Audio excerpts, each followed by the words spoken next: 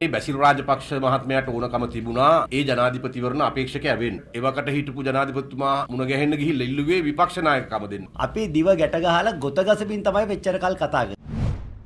අද පෙරවරුවේ කොළඹදී පැවති මෙම මාධ්‍ය හමුවට හවුල්කාර පාර්ශව 11න් 10ක නායකයින් සහභාගී වුණා. ශ්‍රී ලංකා නිදහස් පක්ෂයේ නියෝජිතින්ද ඊට එක්ව සිටියා. ගෝඨාභය රාජපක්ෂ මැතිතුමන් ජනාධිපති අපේක්ෂකයා බවට පත්වීමට පෙර සිට අපේ කඳවුර ඇතුලේ යම්කිසි අභ්‍යන්තර අරගලයක් තිබ්බා. ඒ කියන්නේ බැසිල් රාජපක්ෂ මහත්මයාට ඕනකම තිබුණා ඒ ජනාධිපතිවරණ අපේක්ෂකයා වෙන්න. පොදු ජන පෙරමුණ කියන පක්ෂයත් සම්පූර්ණ තමන්ගේ තනි පුද්ගල දේපලක් හැටියට යොදාගෙන ඔහුගේ උත්සාහයක් තිබුණා ඒ අපේක්ෂකත්වයට එන්න.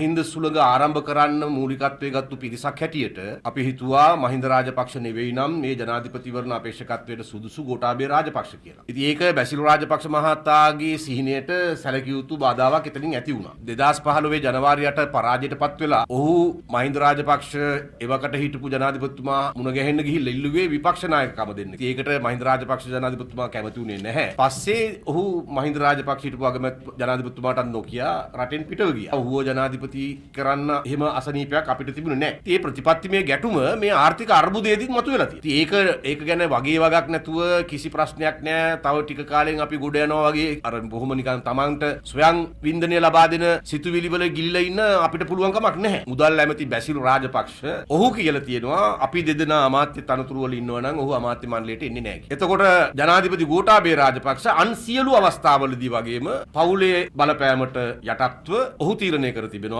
තමන්ගේ සහෝදරයා ඇමති මණ්ඩලයට එන එක නොයන එක වළක්වා ගැනීම සඳහා අප දෙදෙනාව අමාත්‍ය තනතුරු වලින් ඉවත් කරා. අපි දන්නවා ගෝඨාභය රාජපක්ෂ ජනාධිපතිතුමා බරපතල ලෙස බැසිල් රාජපක්ෂ කියන චරිතයේ විසින් ඔහුට අවශ්‍ය කරන පරිදි පාලනයට නතු වෙච්ච චරිතයක්. කනගාටුවට කාරණේ ජනාධිපතිවරයාටත් ඒ බලපෑමෙන් ආත්මි දෙන්න බැරි වෙලා තියෙනවා. අපි මේ තනතුරු වලින් ඉවත් කිරීම පිළිබඳ තීරණයට අපිට කිසිම ඒක ආගන්තුක නැහැ. අපි කරලා තියෙන්නේ ජනවරමට අනුකූලව ක්‍රියා කිරීම පමණයි. ඉතින් ඒකට ප්‍රතිචාරය වෙන්නේ අපි අමාත්‍ය තනතුරු වලින් අපි ඉවත් කිරීම නම් ඒක අපි තාම සතුටෙන් බාර ගන්නවා. මට කියන්න තියෙන්නේ බොහොම ස්තුතියි කියලා. ඉතින් ජනාධිපතිවරයා හරි ඔහුට උපදෙස් දෙන මුදල් ඇමතිවරයා හරි තීරණය කරලා තියෙනවා ආර්ථික අර්බුදයෙන් ගොඩේමට නම් මේ ඇමතිවරු දෙන්න ඉවත් කරන්න. දැන් අපි දෙන්න ඉවත් කරාම ඩොලර් පැටවු ගහනවා, තෙල් උනනවා, විදුලි බලය කප්පාදුව නතර වෙනවා. පුදුම ආශ්චර්යමත් දෙයක් වෙන්න නියමිතව තිබෙනවා. එහෙම හරි කමක් නැහැ. මේ ආර්ථික අර්බුදයෙන් අපේ රටට ගොඩ එන්න පුළුවන් නම් අපි ඒ ගැන සතුටු වෙනවා. අපි දිව ගැට ගහලා ගොත ගසමින් තමයි මෙච්චර කල් කතා කරේ. දැන් මේ රට මෙතනට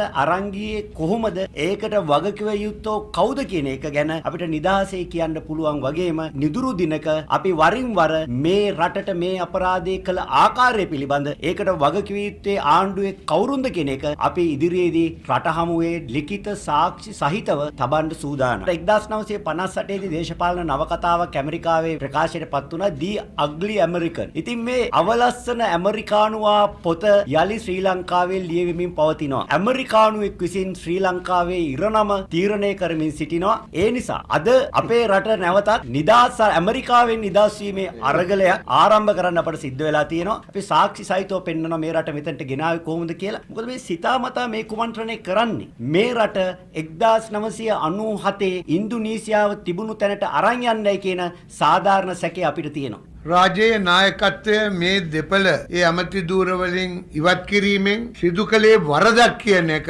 මුළු රටම කහඬින් කියනවා. ඒ ගැන යුක්තියක් මේ රජය ඉටු කරන තුරු මට මගේ අමාත්‍ය ධූරයේ කටයුතු ඉටු කළ නොහැකි. අමාත්‍යවරයෙක් හැටියට කැබිනට් රැස්වීම වලට යෑම හෝ ඇමතිවරයෙක් හැටියට මගේ වගකීම ඉටු කරන්න මට පුළුවන් කමක් නැහැ. දැන් යම් සංඥාවක් පත්තු වෙනකොට අවදානම පෙන්වන්න රතු පාටින් ස්විච් එක නිව්වහම හරියනවා. අපි විපක්ෂයට එකතු වෙන්නේ නැහැ. ඒක ගැන කවුරුත් චක්කයක් හිතා ගන්නවා. මේ ආණ්ඩුව ගැන කලකිරින මේ ආණ්ඩුවට ඡන්ද දීපු ක්‍රියාකාරී ප්‍රාදේශීය නායකයෝ ඒ අයට අනාථ වී ඉන්නට ඉඩ දෙන්න බෑ. එයාට යම්කිසි හෙවණක් හදා දීම අපේ වගකීමක් වුණා. ඒකත් ඉටු කිරීම වෙනුවෙන් තමයි මේ පක්ෂ 11 එකතුව අපි ඇති කළේ. රට දැන් තියෙන තත්ත්වයට ඔබතුමාලත් වගේ කියන්න ඕනේ. අපි වගේ කියන්න ඕනේ. අපි වගේ කියන්න ඕනේ අපි දෙන දේ කාලා වෙන දේ බලාගෙන හිටපු අය.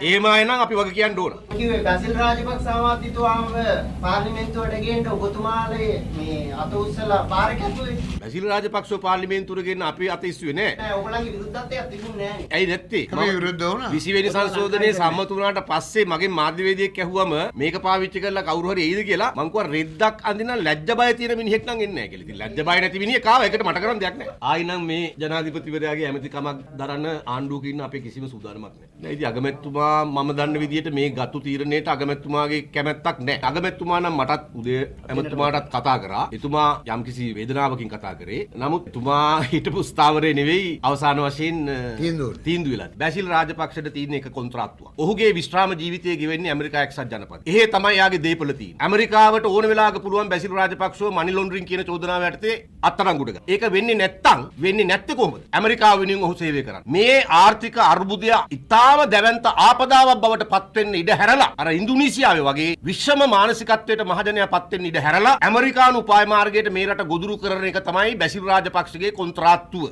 ඔහු වැඩ කරන්නේ ඒ අරමුණින්. එතන විශ්‍රාම සුවයේ නිදහසේ ඉන්න නම් මෙතන පාවා දීම කරන්න. මෙතන පාවා දීම නොකර එතන විශ්‍රාම දිවියේ සුවසේ ගත කරන්න බෑ. එහෙම ගත කරන්න ගියොත් මනි ලොන්ඩරින් වලට අහු වෙන එක වළක්වන්න බෑ. බැසිල් එමතුමා කියන්නේ තම සූක්ෂම අමාත්‍යවරයෙක්. මොන සූක්ෂමද අනේ? හොරකමට විතරක් සූක්ෂමයි.